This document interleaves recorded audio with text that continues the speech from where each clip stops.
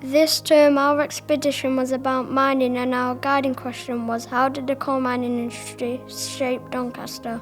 Our expedition learning was different this term, as some of us engaged in our learning at home while others were in school. We started our expedition with Hut Week, where we had a virtual tour of the mine. We made lanterns and coal carts. In Case Study 1 we were geographers, and we engaged in a number of standards such as I can describe and understand key aspects of the human geography, including settlements and map use. Create maps of locations identifying patterns such as land use, climate zones, population, height and height of land. I can use different types of field work, sampling random, to observe, measure and record the human and physical features in the local area. Record the results in a range of ways. We studied maps from the 1800s and discovered that Armthorpe was once an agricultural village with only a church, a main road and a few houses. In 1921, a pit was sunk and a model village was built. Over time, the village grew as agricultural land changed to residential and commercial land use.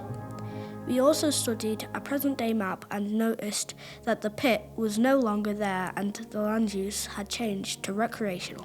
During Case Study 2, we became historians, and our learning focused around the question, why was coal so important in the past? We learned how to use appropriate historical vocabulary to communicate, use sources of evidence to deduce information about the past. Now, as a result, I can identify continuity and change in the locality of the school. I understand the concepts of continuity and change over time, representing them along with evidence on a timeline. We learned that coal was used to make many resources that our towns and cities are built on, such as cement, iron, and steel. We also found out that during the 1800s, children as young as 5 worked down the mine in very harsh conditions. It was time to get our groove on in Case Study 3 as our learning took on a musical vibe when we discovered what was so special and unique about our mining communities. The learning targets we covered made sure that we could choose from a wide range of musical vocabulary to accurately describe and appraise music, including a combination of musical elements and a sense of occasion. We could make links and describe how lyrics often reflect the cultural context of music and have social meaning. We studied folk mining songs and noticed that people who lived in a mining community felt very supported by each other. They all knew each other, and although it was hard life, they were happy. We also listened to the music of colliery brass bands and appraised and described it using technical vocabulary. For our product, we collaborated as a class to create an anthology of 3 poems. These poems were based on we learned from the case studies. We really enjoyed working to apply all of our knowledge from our mining expedition.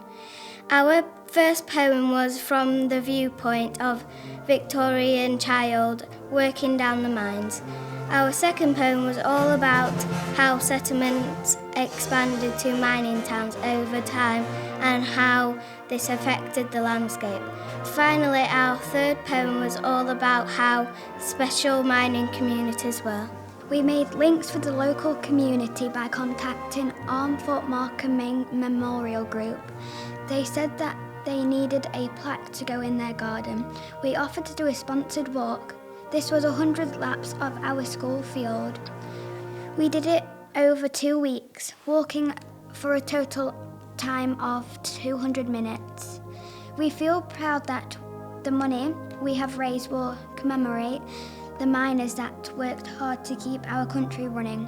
One of our poems is going to be chosen by the memorial to go onto the plaque. Today is my birthday, unfortunately I'm 5, which means I have to go down Death Trap. Frightened I am, from the legends of the pit wife. Starving I am, just one small measly sandwich to feed my hungry stomach.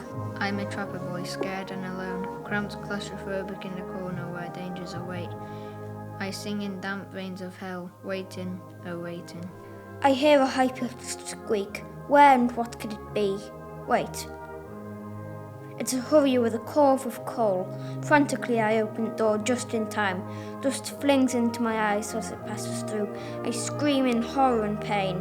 I just have to get on with it. The trappy boy I am. Hamlet's a town. I live in a tiny hamlet, only 3 houses I see. A patchwork of greenery. A job for us all, including me. As I stroll through the fields, tractor harvests the crops that sway in the wind. Sounds of birds chirping, bees buzzing around, a thread of thrust brings the community together. I now live in a mining town. Instead of seeing a tractor harvesting, I now see 2 tall steel structures looming over us. The cars pace along the roads, while children chat on their way to school. The population has increased by thousands.